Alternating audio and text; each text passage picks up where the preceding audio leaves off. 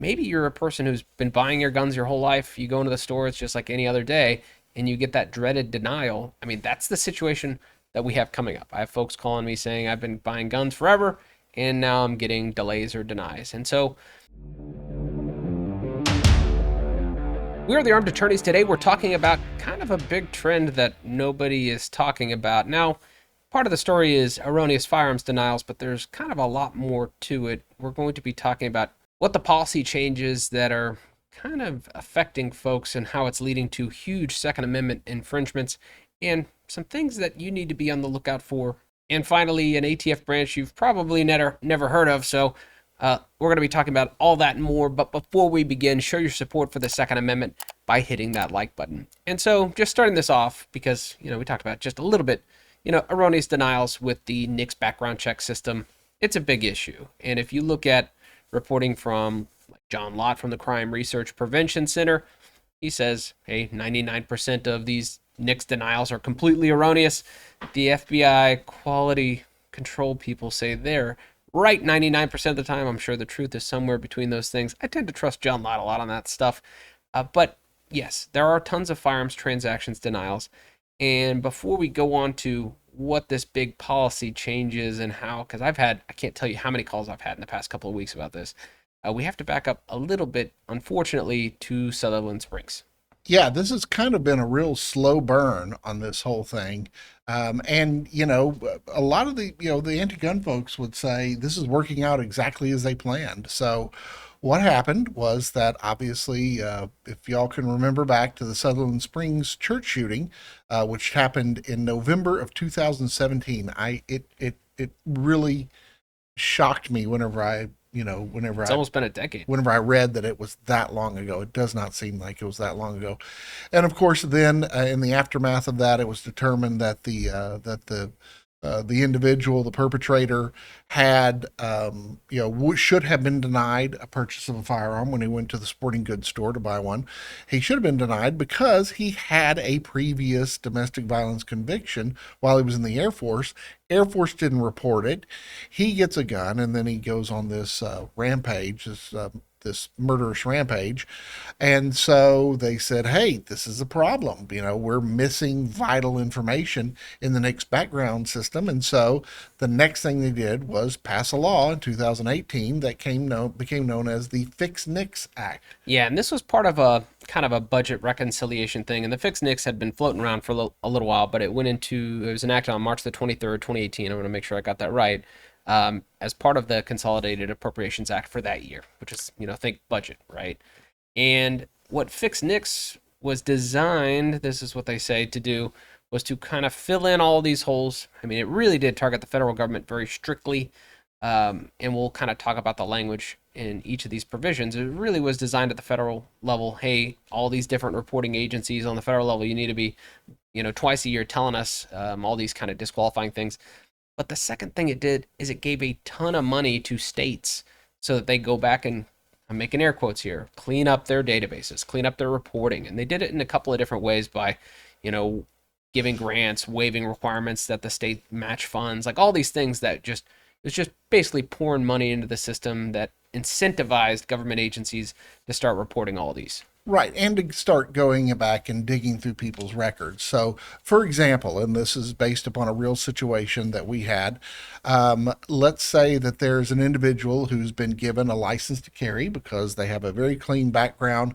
However, the issuing agency goes around and they find a municipal court record from decades ago, and they go through this municipal court record and they find out that while the charge may not have included an element of family violence, that's actually not required. They can dig behind the charge, find the actual police report. If the police report claims that the complainant, the complaining witness, complainant, victim, however you want to call them, was a member of somebody's family, they then can go, aha, that is a misdemeanor crime of domestic violence. You are now disqualified. You should not have been issued this license.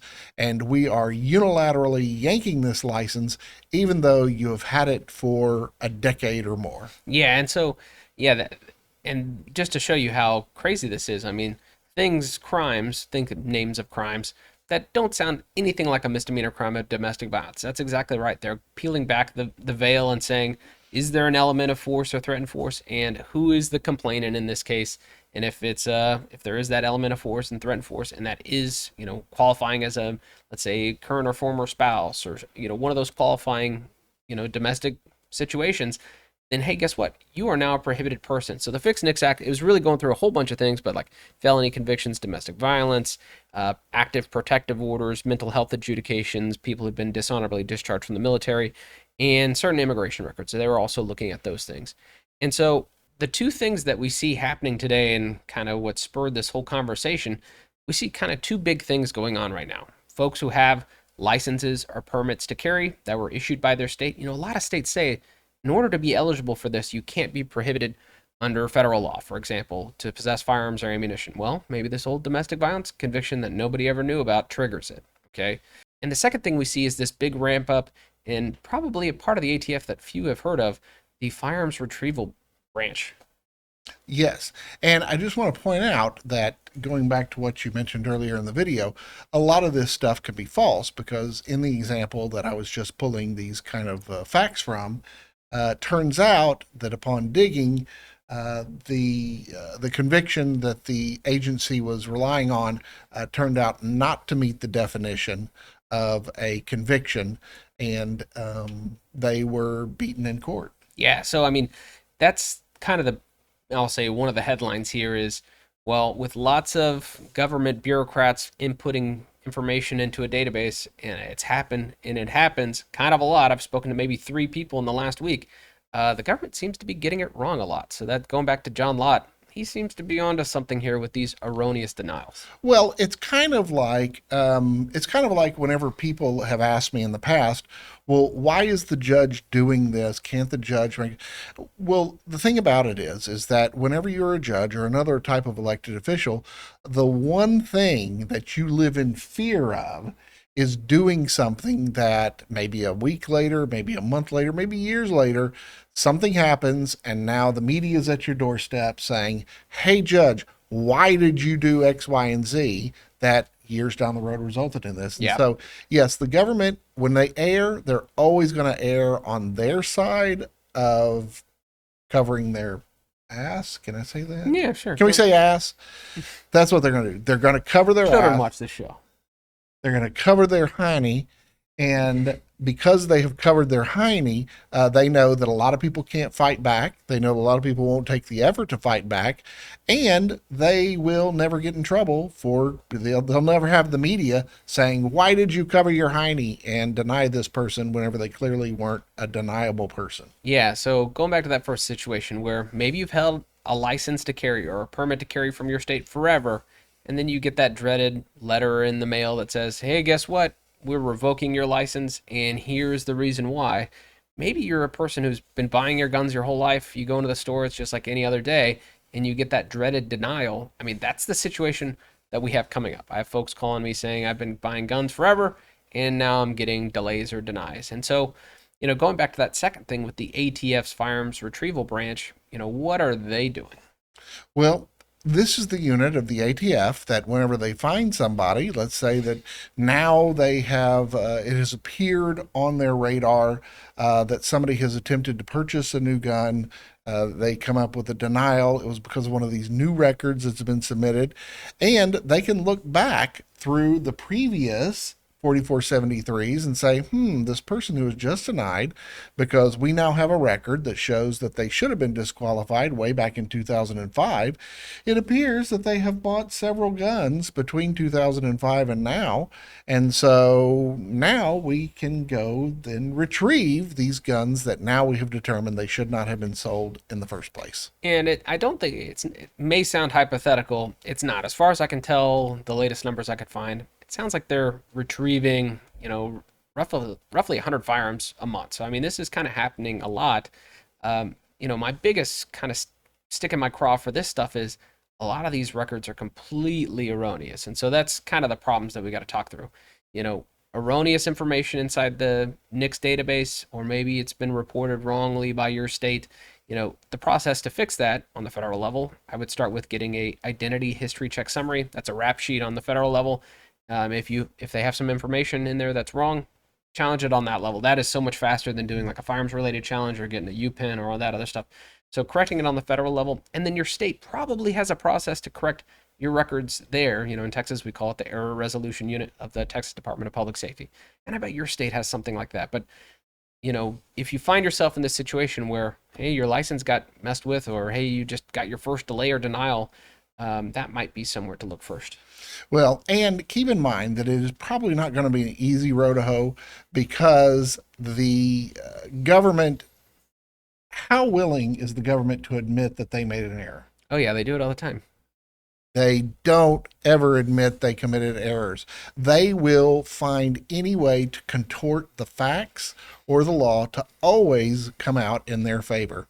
They've built an entire industry for it.